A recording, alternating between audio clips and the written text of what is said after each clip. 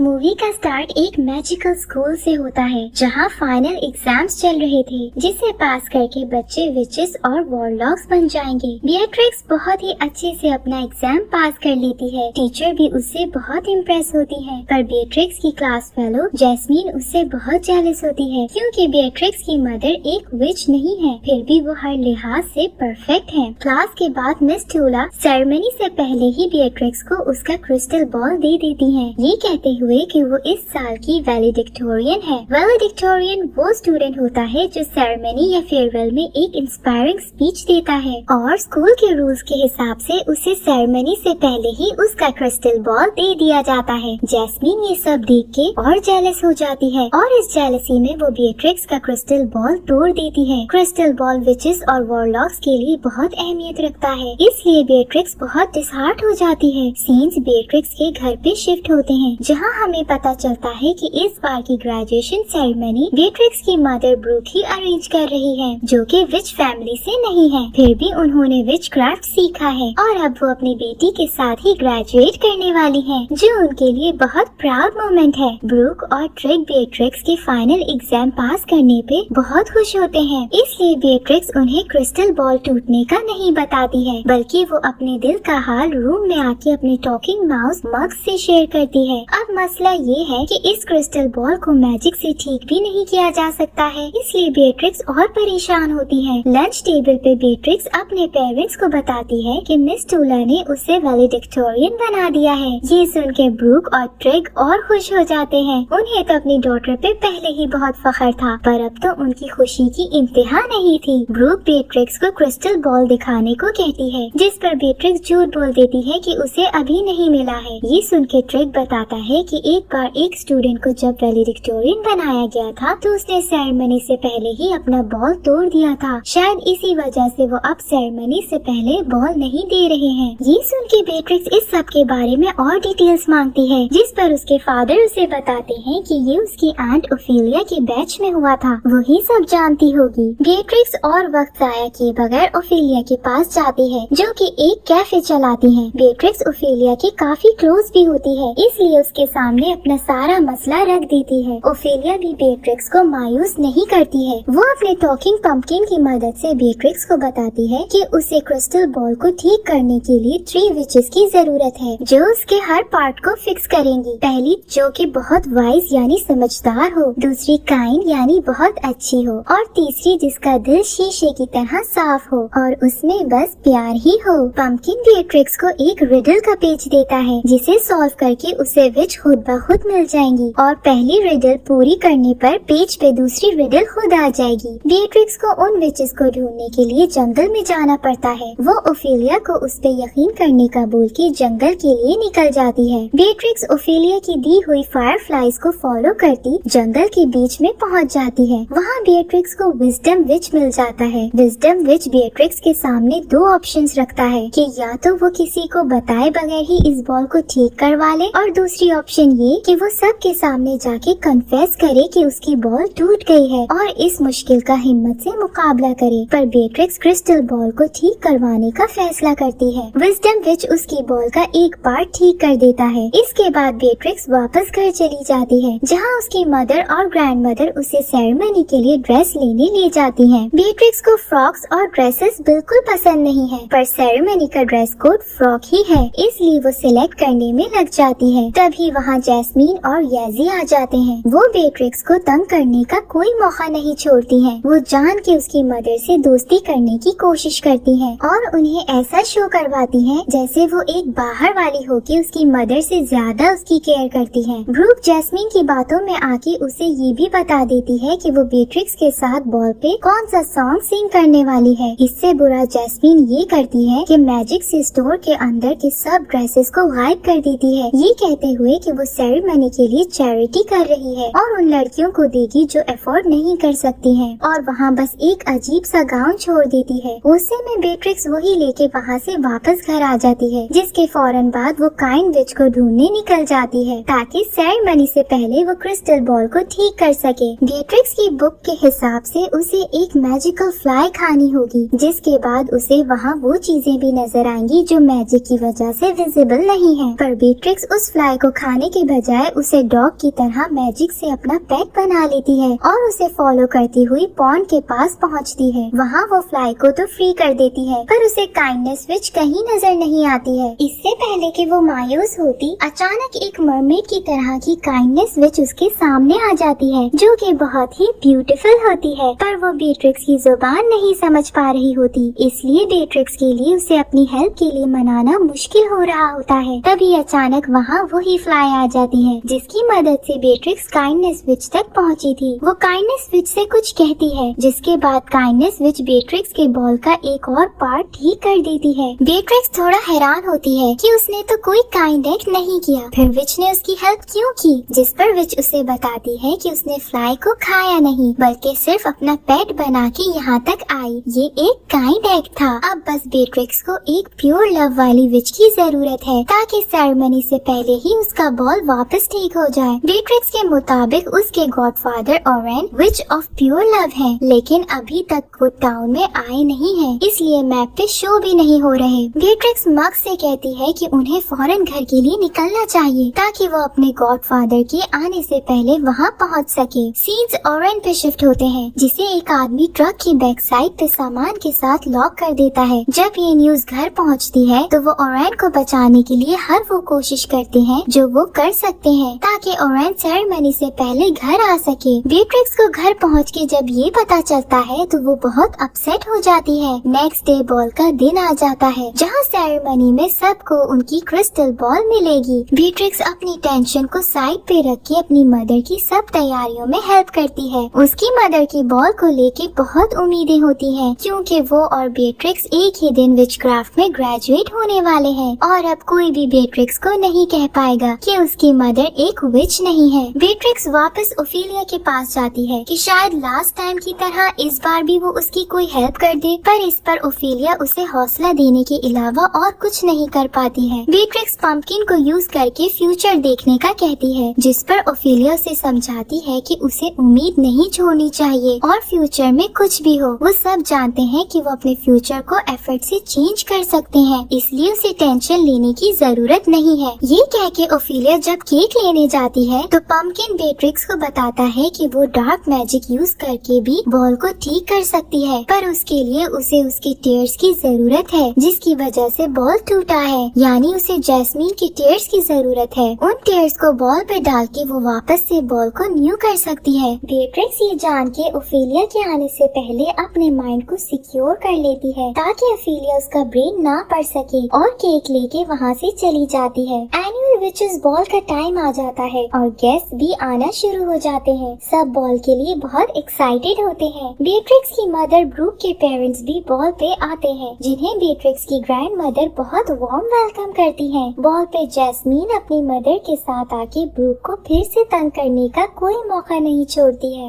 वो बात बात पे उसे टॉन्ट करते हैं। सीन्स बेट्रिक्स पे शिफ्ट होते हैं, जो पहले ही अपने टूटे बॉल की वजह से डिस्टर्ब होती है। ऊपर से जो ड्रेस उसने बॉल पे पहनना होता है वो भी उसे बिल्कुल अच्छा नहीं लगता है, इसलिए वो मायूस होके बॉल पे ना जाने का सोच रही होती है। तभी उसके फादर आ जाते हैं और उसमें एक होप जागती है कि शायद साथ ओरेन भी हो, पर वो अकेले ही होते हैं। बेट्रिक्स को ऐसे मायूस देख वो उसे समझाते हैं कि उसे अपना इतना बड़ा दिन ऐसे सिर्फ एक ड्रेस के पीछे खराब नहीं करना चाहिए। उनके लिए वो दुनिया में सबसे ब्यूटीफुल है। अपने फादर की बातों से मोटिवेट होके बेट्रिक्स बॉल पे जाने का डिसाइड करती है। बॉल पे सब पहुंच चुके होते हैं। ब्रूक स्टेज पे जाके सबको बॉल की हिस्ट्री बताती है, जिसके बाद बॉल वैलेडिक्टोरियन की स्पीच से स्टार्ट होता है, पर बेट्रिक्स तो अभी तक वहाँ पहुँची नहीं होती है, जिस पर ब्रूक दूसरे इवेंट शुरू करवा देती है, जिसमें सब लोग अपने टैलेंट्स शो करेंगे। उसी दौरान में बेट्रिक्स की ग्रैंडमदर ब्रूक के पेरेंट्स को एक पोशन पिला देती है, जिससे वो एनर्जेटिक हो जाते हैं। ब्रूक ओफिलिया से बेट्रिक्स को ढूंढने को कहती है। तभी वहाँ मिस टूला और जैस्मीन आ जाते हैं। जैस्मीन मिस टूला से पूछती है कि अगर वैलेडिक्टोरियन बॉल पे ना आए तो फिर वो लोग क्या करते हैं, जिस पर मिस टूला बताती है कि वो किसी और को वैलेडिक्टोरियन के लिए चूज करते हैं और उनकी नेक्स्ट ऑप्शन जैस्मीन है। ये सुन के वो बहुत खुश हो जाती है और उसे पूरी उम्मीद होती है कि बेट्रिक्स नहीं आएगी, पर तभी बेट्रिक्स वहाँ पहुँच जाती है, जो कि अपने फादर के साथ एक बहुत ही ब्यूटीफुल